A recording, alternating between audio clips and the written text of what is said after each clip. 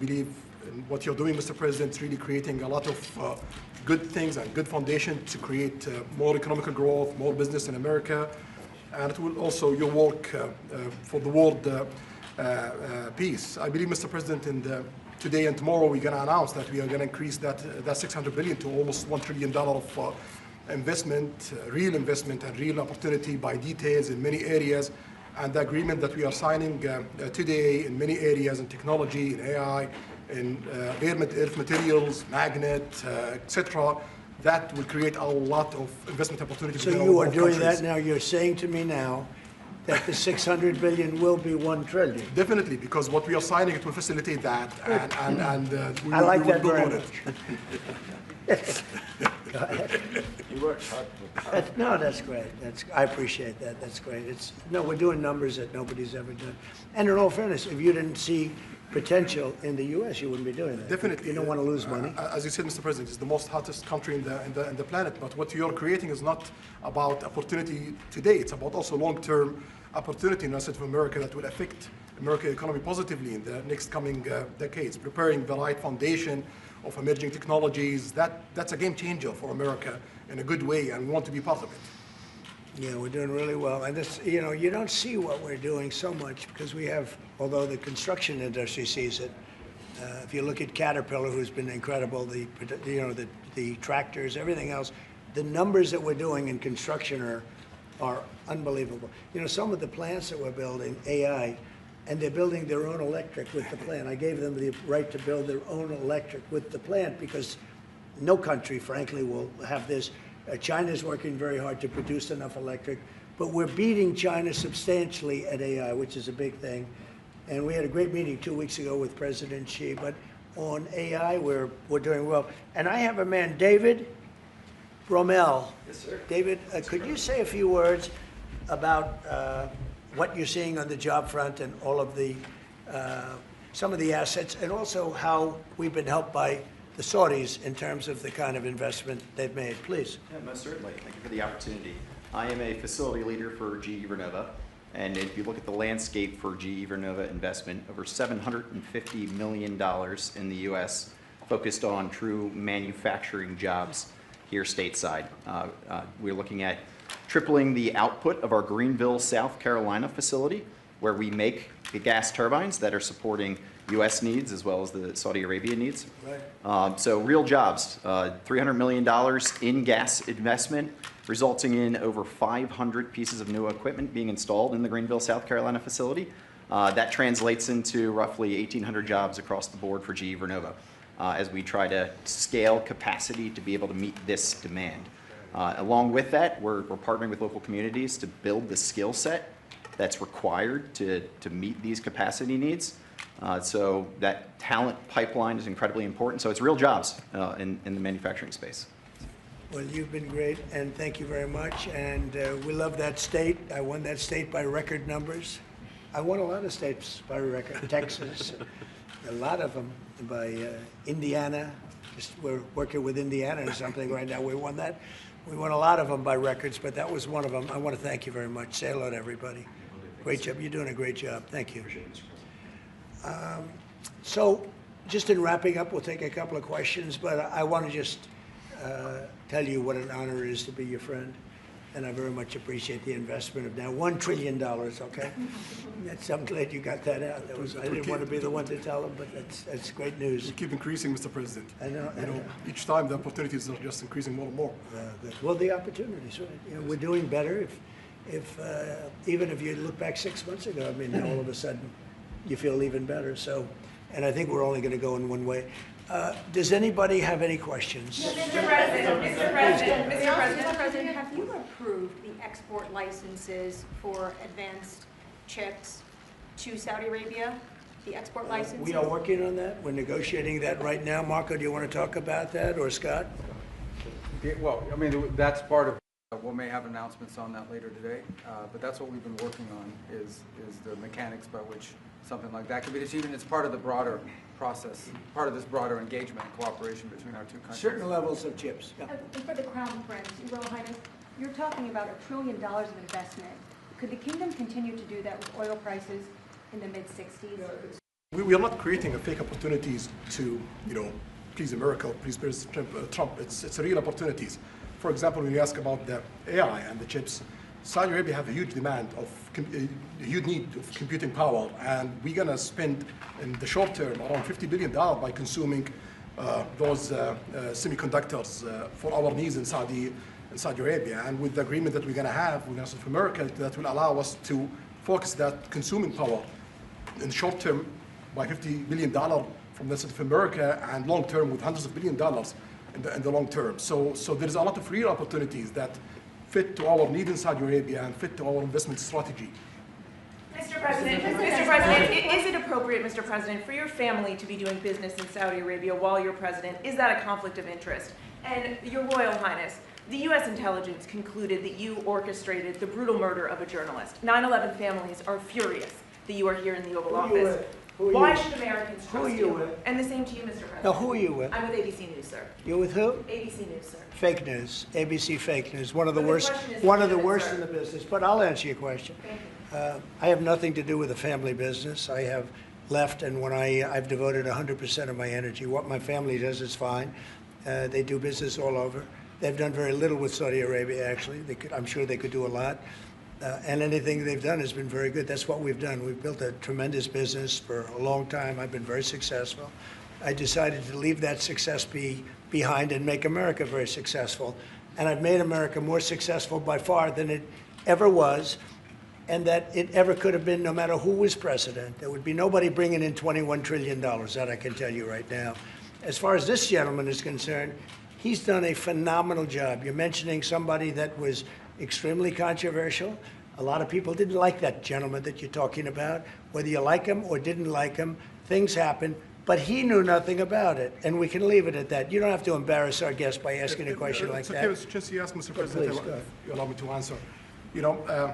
I feel painful about the families of 9/11 in America, but we have to focus on reality. Reality based on CIA documents and based on a lot of documents that Osama bin Laden, he used Saudi people in that event for one main purpose, is to destroy this relation, to destroy the American-Saudi relation. That's the purpose of 9/11.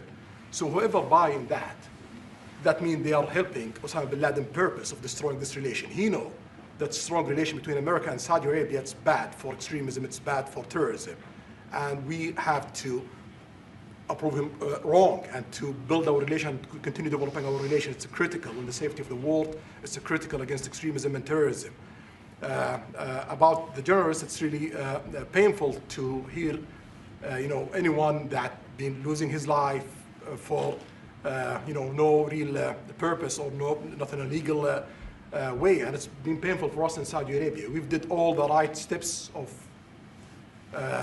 investigation, etc. in Saudi Arabia, and we've improved our system to be sure that nothing happened like that, and it's painful and it's a huge mistake, and we are doing our best that this doesn't happen again. Mr. President, thank you, Mr. President. The Crown Prince has been instrumental in helping lifting the sanctions on Syria. Will there be any joint investment between the U.S. and Syria? And will you visit Damascus? Are you from Syria? No, but Where are you from? I'm from Palestine. Oh, you're making a lot of progress, huh? Very good. Well, they like me. The Palestinians like me. The Palestinians are doing very well, actually. I think we're working very closely with a lot of people to make everybody happy, including Israel, the Palestinians, and everybody. That's very interesting. No, I think that I will tell you, the Crown Prince called me, and he specifically asked me if I would lift the sanctions on Syria, because he wants to see Syria make it. As you know, the leader of Syria was just here, and we had a great meeting, and he's a strong guy, and I guess you need a strong person to run it. And I think Syria's made tremendous progress. And we did lift the sanctions at the request of the Crown Prince. Also, the president of Turkey, Erdogan, called me specifically. He said, if you don't lift the sanctions, Syria doesn't have a chance. If you do, they have a very good chance. And between the two of them and some others, I lifted the sanctions. And the results so far have been pretty good. Mr. President, can I ask you a question? question about the F-35s that are being sold to Saudi Arabia. Are these the same ones that are being used by the Israeli military? And if so, how does that allow for the qualitative military edge for Israel? And then I want to ask you, because you brought up the plight of the Palestinians, are you aware of relocation flights to South Africa that are taking place right now? Which flights? There are relocation flights that are taking place. Some Palestinians are being charged up to $2,000 a seat. I'm not going to South Africa for the G20 because I think their policies on the extermination of people are unacceptable. So I'm not going, so I won't refer to anything having to do with South Africa. South Africa has behaved extremely badly. But I will say that when you look at the F-35 and you're asking me, is it the same? I think it's going to be pretty similar, yeah. You know, how will that this affect? is a great ally, and Israel's a great ally. And I know they'd like you to get planes of reduced caliber. I don't think that makes you too happy. They've been a great ally. Israel's been a great ally. And we're looking at that exactly right now. But as far as I'm concerned, I think they are both at a level where they should get top of the line. Yes, please. Can I just quickly ask for the Crown Prince, if I could just ask about the direct talks between It's U.S. all right. Steve, 1 second. Go ahead. Have you reached an agreement on a U.S.-Saudi defense treaty today? And are you going to bring up the Abraham Accords in your discussion? I already brought them up. What did you say? I think I got a positive response. Would you like to respond?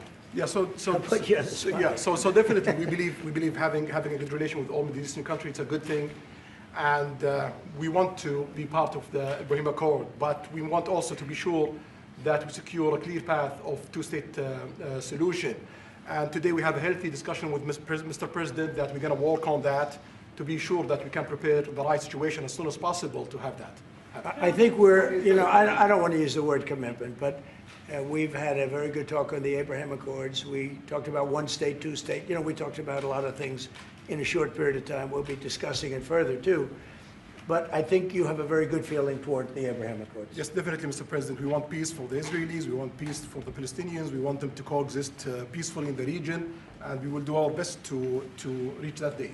And the defense agreement, have you reached agreement on that? We pretty much have. Quick question for the Crown Prince, if I could just finish. We have reached agreement on that. Okay.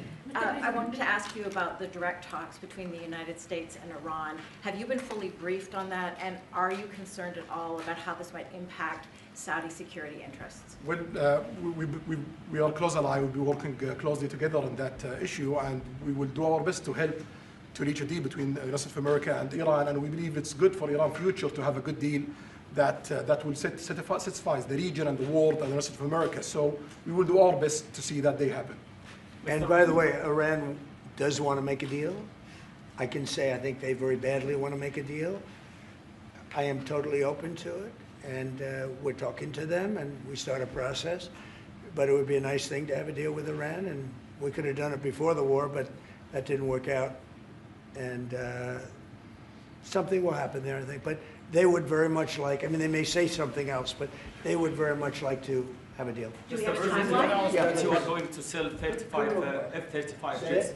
You are planning. You said you are planning to sell the F-35 jets to Saudi Arabia. Yeah. Is it part of the security agreement? And how you assess the defense partnership between Saudi Arabia and the United States? And the question for Well, no, I just said it though. I mean, we're going to sell them F-35s. That's the end of the question, I guess. Is it part of the security agreement or no?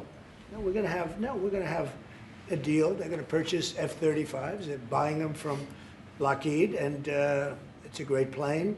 We make, by the way, the best military equipment. You saw that during the Iran little skirmish. We make the best planes, the best missiles. We make the best offensive missiles. We make the best military equipment in the world. Nice.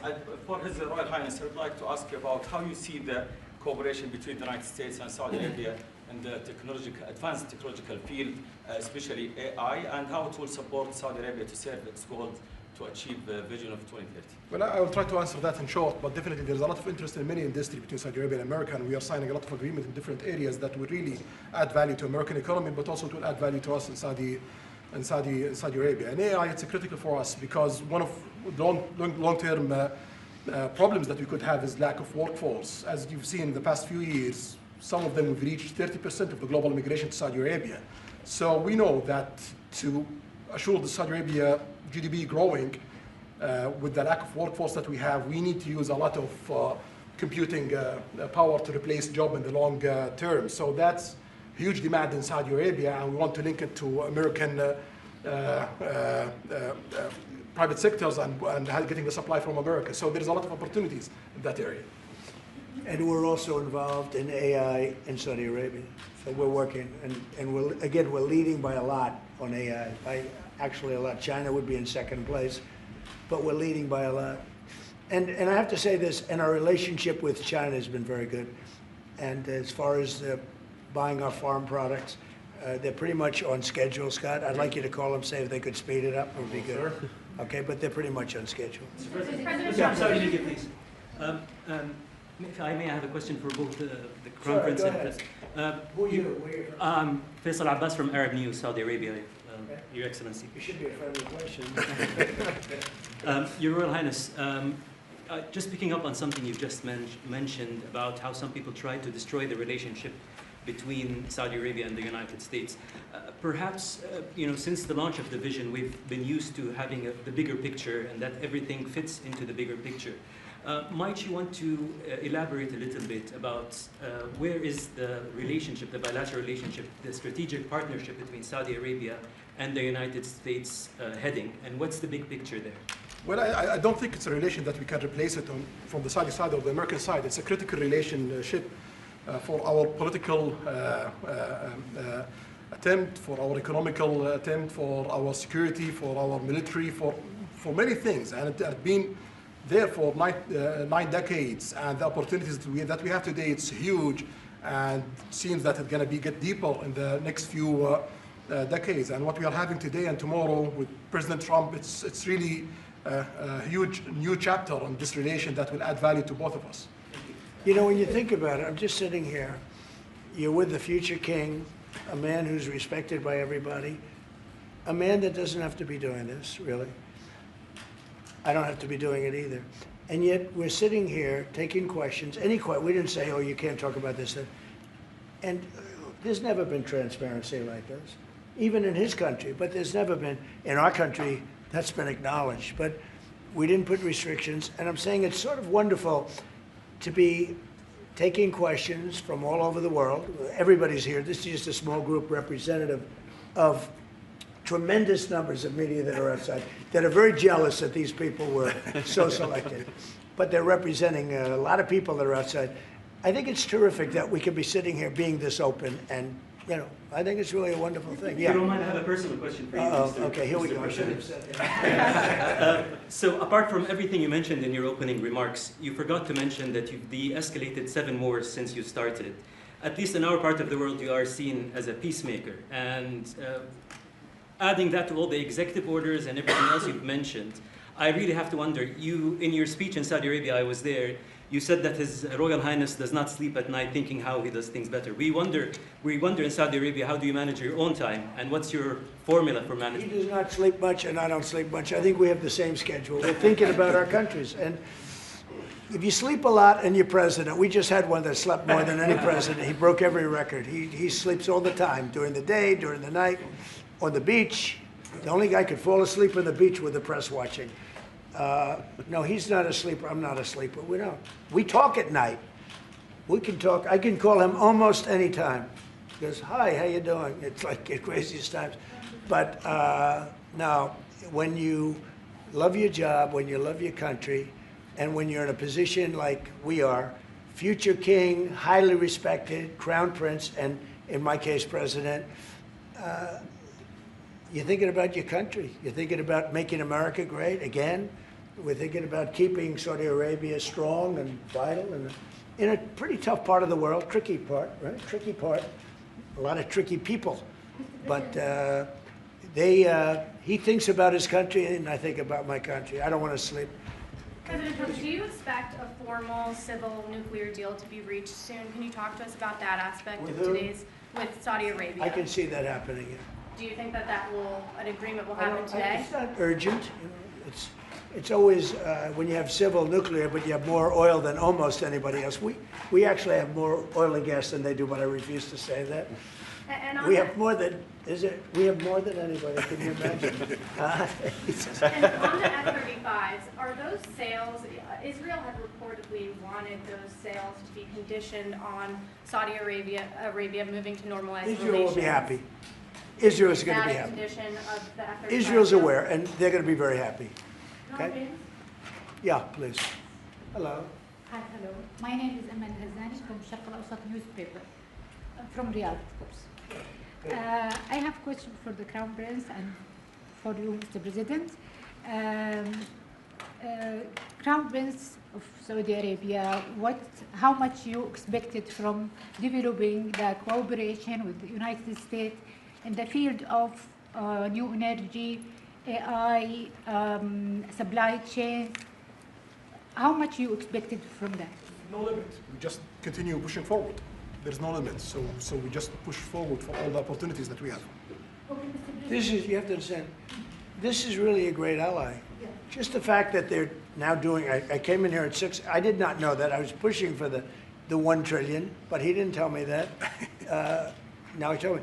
This is a great ally of ours. You know, when you invest $1 trillion, that's national security for us too, because it creates jobs, it creates a lot of things. And I would say, Scott, right, when you hear one country is putting $1 trillion into the United States, that creates national security. And, you know, I think that they don't have to say that, but I think a big part of that is also the fact that tariffs are in play. But even beyond tariffs, that's a real ally that will do that.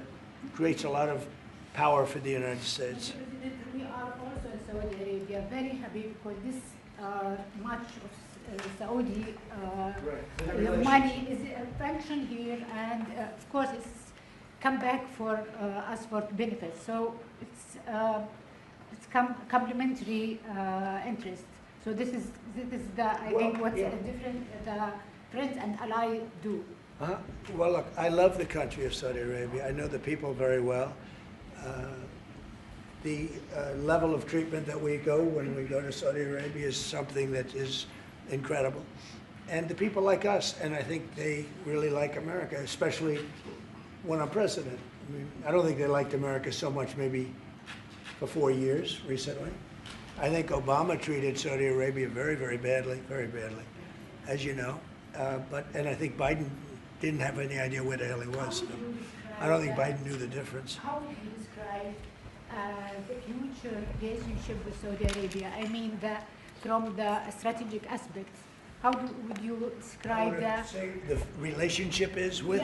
Yeah, a bit of economic. I would say top of the line. relationship. It's as good as it can. I don't think it can get much better. We have a country that trusts us, and that's why they make that investment. If they didn't trust us, they couldn't make that investment. And we trust them. They've been very reliable. Now I rebuilt our military in my first term, and we spent trillions of dollars, and we gave away some of it in Afghanistan stupidly because we had stupid people running our country. But we gave away, but that's, as much as it was, it's a tiny fraction of what we put here. And we're bringing our military to a new level, the highest level ever. We have those plants are going out. And again, it's all American jobs and everything, so it's good for a lot of reasons. But as far as Saudi is concerned, no, I don't think our relationship could be better. I don't think they had a great relationship under Biden, and I don't think they had a great relationship under Obama. But they have a great relationship under Trump. When we did the Presidential Walk of Fame, you saw that, right? And we're walking, and I asked the Crown Prince, so outside of Trump, because I blow everyone away, who was the best president for Saudi Arabia? And you could maybe, it's an interesting answer, I don't know. The Roosevelt, who started it, which is a Democrat, and Reagan, he's one of the historical presidents that have close ties with Saudi Arabia. But we've worked with all presidents. Does Trump blow them all away? No, it's another league, Mr. President. Mr. President, And Trump doesn't give a fist pump. Yeah, I grabbed that hand. I don't give a hell where that hand's been. I grabbed that hand. Remember Biden? He travels for 20 hours, gets out, and he gives a fist bump. No. When you get out of the plane and you got the future king and the man who's one of the most respected people in the world, you shake his hand. You don't give him a fist bump, right? We don't want to ask you about that, but I can't imagine you were thrilled. You were like a little bit surprised. He's a fantastic guy. You don't do that. Yeah, please. We're getting closer to the end of the year. Have you started the interviews for the Fed chair? Yes. Who have you interviewed? I think I already know my choice. Who is it? Well, I liked him, but he's not going to take the job. He refused. You like Treasury better, right? Much better, sir. So we are talking to various people. And frankly, I'd love to get the guy currently in there out right now. But people are holding me back. He's done a terrible job, hurting housing a little bit. The truth is, we've been so successful, we've blown past his interest rate stupidity. He's been wrong. That's why I call him too late. He's too late. Jerome Too Late Powell. He was recommended to me by a guy that made a bad choice. And it's too bad. But despite that, it's having very little impact because we have all of these things happening. But it has an impact on housing to a certain extent. He's a fool. He's a stupid man. But we have some very good people. Yes, sir. You'll be sitting down with them in the near future. And we have some surprising names, and we have some standard names that everybody's talking about. And we may go the standard way. It's nice to every once in a while go politically correct. But we have some great names. Steve, please. Have you talked to President Maduro of Venezuela yet? Are you still open to that? He wants to talk. Yes, sir. Yeah, I'm open to talk. I talk to everybody. But no, he wants to. They treated us very badly. They sent all of their prison population into the United States. But he sent all of his, and he sends drugs into the United States and other things. No, he treated us badly. He was dealing with a bad president and he was able to get away. We have now, I think we have the strongest borders anywhere in the world. Nobody is coming in unless they come in legally. We've taken very weak borders where millions of people came in. For the last 6 months, I don't do these reports. They say 0 people have been able to come in. Is that pretty good? Mr. President, why wait for Congress to release the Epstein files? Why not just do it now? It's not the question that I mind, it's your attitude. I think you are a terrible reporter. It's the way you ask these questions. You start off with a man who's highly respected, asking him a horrible, insubordinate, and just a terrible question. And you could even ask that same exact question nicely. You're all psyched up. Somebody psychs you over at ABC. They're going to psych it. You're a terrible person and a terrible reporter. As far as the Epstein files is, I have nothing to do with Jeffrey Epstein. I threw him out of my club many years ago because I thought he was a sick pervert. And I guess I turned out to be right. But you know who does have? Bill Clinton, Larry Summers, who ran Harvard, was with him every single night, every single weekend. They lived together. They went to his island many times. I never did. Andrew Weissman, I hear. All these guys were friends of his. You don't even talk about those people. You just keep going on the Epstein files. And what the Epstein is a Democrat hoax to try and get me not to be able to talk about the $21 trillion that I talked about today. It's a hoax. Now, I just got a little report, and I put it in my pocket, of all the money that he's given to Democrats. He gave me none, 0, no money to me. But he gave money to Democrats. And people are wise to your hoax. And ABC's, your company, your crappy company, is one of the perpetrators. And I'll tell you something.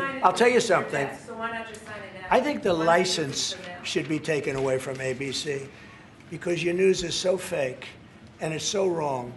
And we have a great commissioner, the chairman, who should look at that because I think when you come in and when you're 97% negative to Trump and then Trump wins the election in a landslide, that means obviously your news is not credible and you're not credible as a reporter. So I've answered your question. You should go and look at the Democrats who received money from Epstein, who spent their time. Larry Summers was with them all the time. That creep, the fund guy, was with them all the time. What's his name? Who? Reid Hoffman. I don't know Reid Hoffman, but I know he spends a lot of money on the radical left. Reid Hoffman, in my opinion, should be under investigation. He's a sleazebag. And those are the people, but they don't get any press, they don't get any news, and you're not after the radical left because you're a radical left network. But I think the way you ask a question with the anger and the meanness is terrible. You ought to go back and learn how to be a reporter. No more questions from you. Who else has a question? Prince, very quickly, I want to ask you, how much money is Saudi Arabia giving for Gaza reconstruction? We are in discussion about that. Still, there is no amount being It'll be a lot. named, but we will definitely help. Yeah, he's going to, it's very important to him. And a quick follow-up, the International Security Force, given your pledge there would be no U.S. boots on the ground, what is the U.S. role going to be in that? And how do you sort of ratify the allegations that this could undermine Palestinian sovereignty and even the path to statehood? Look, I think we're going to get along great with the Palestinians, and we know their leadership. We just had a very, you hate to say war, but it was a war. Very, very successful. And you could say, really, it was on behalf of everybody. We did that on behalf of everybody. And the outcome was extraordinary because we had the best pilots, the best equipment, the best planes, the best everything. And Israel bought the best equipment. They bought it from us. Everything's from us. It all starts here. This office, I was talking to the Crown Prince a little while. You walk into this office, for somebody from the outside, the Oval Office, it's the most powerful place in the world. You're standing right now in the most powerful place in the world. And no matter how big you are, these are the biggest people, the richest people. They walk into this office. It's special, isn't it? Look at him. He's so happy to be here. But you walk into this office. It's the Oval Office. And we've done a lot of good with this office. I've stopped actually 8 wars. I appreciated your question before. But I've actually stopped 8 wars. I have another one to go with Putin. I'm a little surprised at Putin. It's taken longer than I thought. But we stopped India and Pakistan. I could go through the list. You know the list better than I do. I'm very proud. And I stopped one that was almost ready to start again. You know, there was one that was ready to start. And they're doing very well. So and it all took place right here in the Oval Office, whether by telephone or whether by they came in. Many of these leaders have come in, and you know they signed their peace deals right here in the Oval Office. So no matter if it's the biggest business people in the world or the greatest leaders in the world, the biggest leaders in the world, like the gentleman on my right, everybody walks into the Oval Office and they say, wow. And now, by the way, the Oval Office is in the kind of condition that it should be in. Whether you look at the walk or the marble floors or anything down the road, we're fixing the White House. We're building one of the greatest ballrooms ever to be built. You know, we have an event tonight, and we're going to have about 118 people because we have a very small room. For 150 years, they've wanted a ballroom, and now you're going to get a great ballroom. And I have to say, I probably made a lot of enemies because in your honor, we're having a dinner tonight, a beautiful dinner tonight, and we have a very small room, right? It's called the East Room, and it's beautiful, it's lovely, but it's like for a little cocktail before you go into a ballroom. It's a very small room. They've wanted a new ballroom for 150 years. We could have sold the big ballroom out 3 times in honor of this gentleman. So I made a lot of enemies because I have a lot of people that are invited tonight or are unable to come because of the size constraint. But you know what we'll do before I leave office? We'll have another dinner because we'll have it ready long before I leave office, and it's going to be beautiful.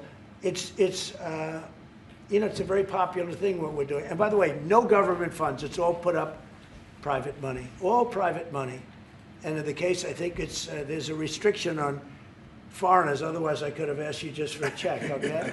But there's a restriction. These are all private individuals that put up a lot of money to build the ballroom. Not one penny is being used from the federal government. So it's really a nice thing. But I look forward to it. I just pointed it out. If this would be a perfect night to have that ballroom open, Susie. If we had that open, we'd have a lot of people very happy. Right now, we have a lot of unhappy people because they all want to be with us tonight to honor this great man. Thank you all very much. Thank you. Thank you, President.